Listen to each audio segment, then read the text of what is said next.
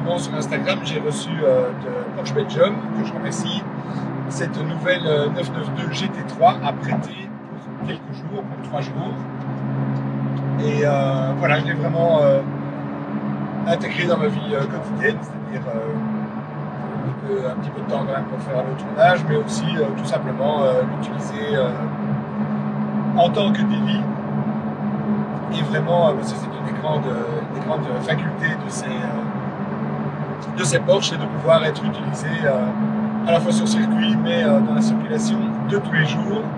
Et cette GT3 ne déroge pas à cette règle, c'est-à-dire qu'elle est, on sent par rapport à, par exemple, à ma GT3 RS en lava orange, là, qui est de la génération précédente en 991.1, on sent que plein de domaines ont été améliorés. La frontière devient vraiment très fine entre une GT3 RS de la génération précédente et une GT3 de cette génération-ci.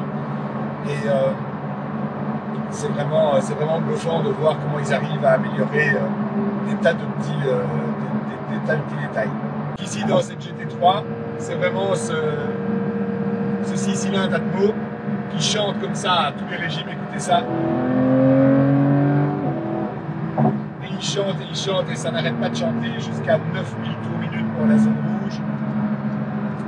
On a cette boîte PDK qui est ultra réactive, qui n'est pas très démonstrative. Ça, c'est pas la boîte qui va donner une boîte, par exemple, Ferrari va donner plus d'émotion au niveau de la perception de quelque chose de sportif, mais ici c'est juste super efficace. Les changements de vitesse s'effectuent instantanément. La voiture, quand on regarde par rapport à ma GT3 RS, donc la RS est toujours un cran au-dessus de la GT3, mais quand on compare la GT3 RS et celle-ci, sincèrement, il y en a une qui fait 500 chevaux, celle-ci est passée à 510, le couple est à quelques newton-mètres le même, il est ici accessible quelques centaines de tours plus bas, mais ça reste vraiment quand même, sincèrement, ça reste deux moteurs vraiment avec le même caractère, c'est-à-dire qu'on a cette capacité avec un bon Atmo où effectivement il ne faut pas essayer de reprendre en 7e à demi-tour, mais il est quand même bien rempli.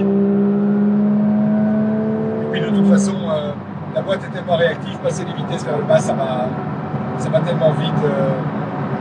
Dès qu'il faut dépasser, hop, on descend 2 ou 3 vitesses et alors on la lance et c'est juste magique.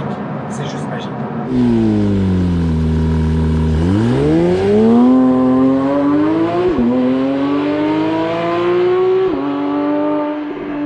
Ce qui est vraiment fou avec cette voiture, c'est cette capacité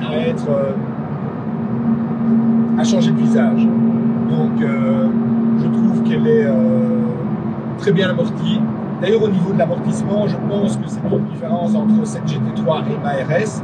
La RS est quand même plus raide. Celle-ci, elle est quand même un poil plus civilisée. Et alors, surtout, on a cette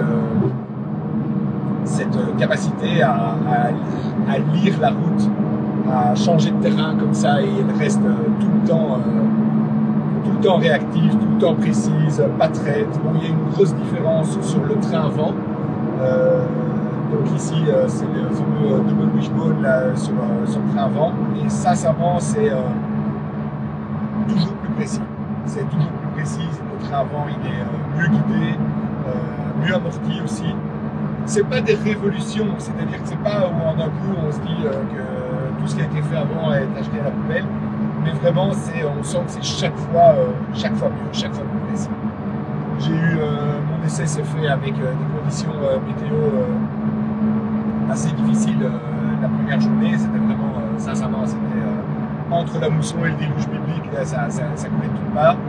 Une 911, surtout les 911 modernes, mais évidemment je ne parle pas de celles des années 80, mais une 911 à ce niveau-là, c'est quelque part assez rassurant. La motricité est toujours très bonne, beaucoup de poids sur le train arrière.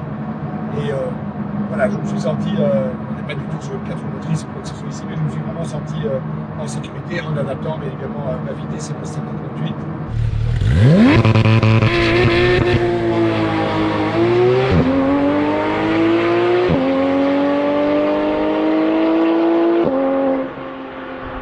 Donc il y a un lift à l'avant, donc ça c'est bien. Même sans le lever, enfin je veux dire, elle passe pas mal partout.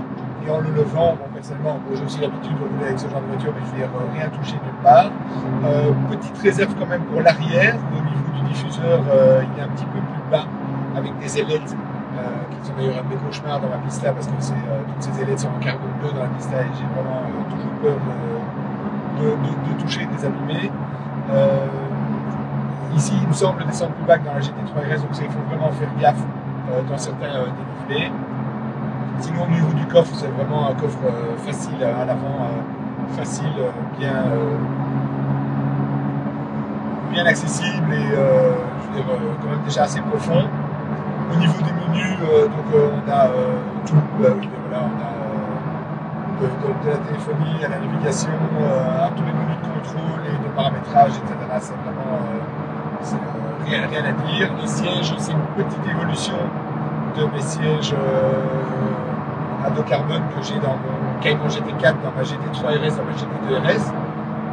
Et en fait, ces sièges sont à dossier fixe, donc on ne sait pas régler le dossier, mais pour moi, c'est juste le bon dossier. L'avant, c'est les manuels, ce que je préfère aussi. J'ai l'habitude toujours de reculer mes sièges à fond quand je sors du véhicule pour être sûr de ne pas gratter les seuils de porte avec mes chaussures. C'est un truc qui me rend un peu dingo. Je dois vraiment parler maintenant de 3 points entre guillemets négatifs. Je dirais, premièrement, au niveau du bouclier avant, il y a une grosse pièce en espèce de plastique là, ça j'aime pas du tout. Il me semble, d'après ce que j'ai vu, que la GT3 Touring pourra avoir cette pièce peinte dans la couleur carrosserie. J'ai pas encore parcouru toute la liste des options, mais ça aurait été chouette de pouvoir avoir des pièces comme ça, par exemple en carbone, parce que ce noir sur les couleurs vives comme la bleue, la jaune, etc., je trouve ça un petit peu bof. Au niveau de la rétrovision arrière, là quand je regarde dans mon rétro arrière, l'aileron ici, qui soit dit en passant est absolument superbe avec ses attaches de type SWAT deck, j'aime beaucoup, vraiment j'aime beaucoup, mais l'aileron ici, il est plus bas que dans ma GT3 RS, et en fait il arrive mais pile dans le milieu de la rétrovision. Donc ici je vois que je suis suivi par une voiture, par exemple, mais je ne vois pas la tête du conducteur. Cette voiture-ci est équipée de freins en acier, et au niveau des freins acier, juste l'attaque à la pédale, mais vraiment le premier centimètre, pour l'instant, bof, j'aime pas trop. Le freinage est puissant, le freinage est endurant. Dans mon Cayman GT4, j'ai aussi les freins acier. Dans ma GT3 RS, GT2 RS, j'ai les freins céramiques que j'aime beaucoup.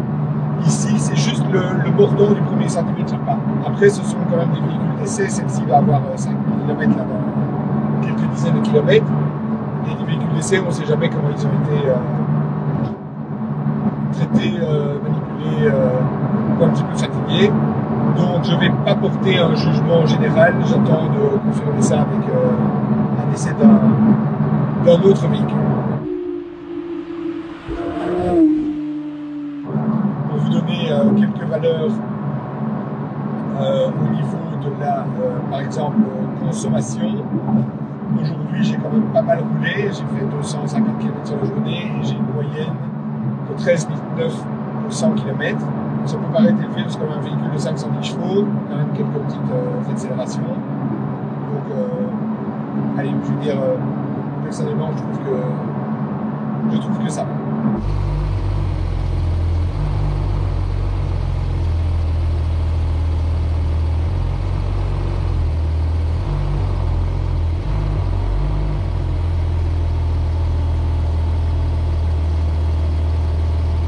Je vous montre quelques petits détails qu'on ne voit pas souvent. Ici, quand on ouvre le capot moteur de la GT3 RS, il n'y a pas grand chose à voir. Un petit peu de carbone, 2 ventilateurs.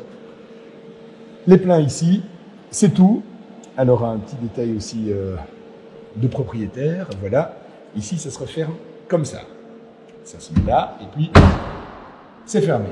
Ici, sur la GT2 RS, à part un layout différent de ce moteur biturbo, mais on a également les pleins et les 2 ventilateurs. Par contre, ici, ça ne se referme comme ça. Ne refermez jamais un capot de GT2 RS comme ça. Ici, il faut d'abord déverrouiller cette petite sécurité et puis on ferme. Et alors, sur la GT3, il n'y a rien. Il y a uniquement ce petit clapet avec ici les 2 mêmes pleins. C'est tout, on ne voit même plus rien du tout. Donc, c'est pas pour admirer la mécanique, mais bon, on se consolera en sachant que ça marche bien et fort. Et voici la fin de cet essai. Je vous ai préparé un petit trio de belles 911. On a les deux RS de la génération 991. Ici, on commence les Ultrasport dans la génération 992 avec cette GT3 qui sera suivie par une GT3 RS et peut-être, qui sait, par une GT2 RS. On voit déjà les différences au niveau des ailerons, on voit les différences au niveau des bandeaux arrière. C'est l'évolution en permanence, mais au final, c'est toujours l'amélioration du produit. Et tout en gardant cette même base, moi personnellement, j'adore reconnaître une 911 et j'adore qu'une 911 ait son air de famille depuis maintenant des dizaines d'années, plus de 50 ans. Voilà, j'étais très heureux d'avoir essayé cette GT3 avec son 4 litres 6 cylindres, vraiment bourré d'agréments de caractère. On sent que c'est une auto efficace. J'ai vraiment hâte de pouvoir un jour l'essayer sur circuit. Ces deux-ci, je les ai déjà essayés sur circuit. C'est comme il faut, des caractères complètement différents. Donc voilà, ça fait partie de mon amour des Porsche. C'est ce qui me fait rêver depuis très longtemps et donc j'espère en rajouter encore quelques-unes à la collection. Je vous remercie d'avoir regardé cette vidéo et à bientôt.